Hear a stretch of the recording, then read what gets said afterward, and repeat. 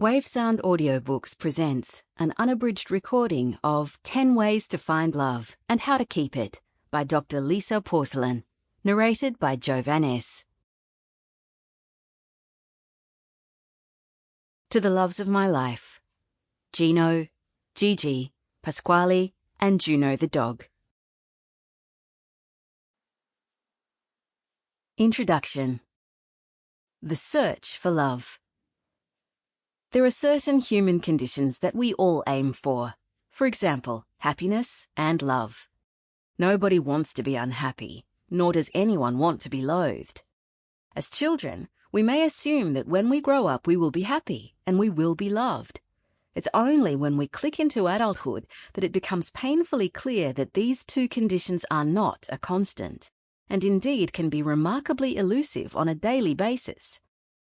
Instead of thinking that perhaps we were duped and consistent doses of happiness and love are not part of the human condition, we may conclude that there must be something wrong with us, that everyone else is capable of happiness and love, and we are the perverse, unlucky types who will spend the rest of our lives on prescription medications alone. But why do we think love is a requirement for a life well lived?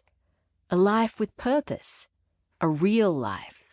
A realized life? This is a question I have considered in depth, specifically as it relates to dating apps. I have a PhD on dating apps and intimacy.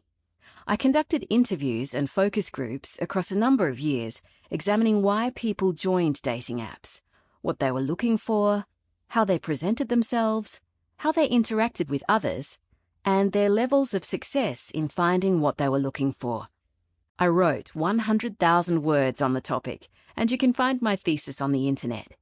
You can also find the textbook I wrote on the topic, which is equally verbose. However, as a former journalist, I'm aware you can often summarize a tome into a snappy sentence. Here is my thesis condensed. Everyone is looking for love.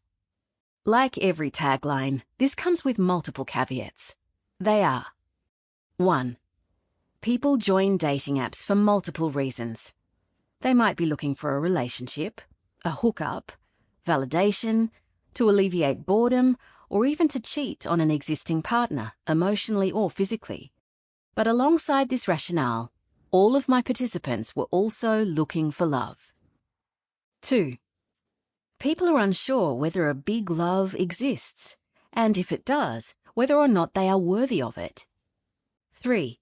The majority of people don't think a big love can be found. Sample complete. Ready to continue?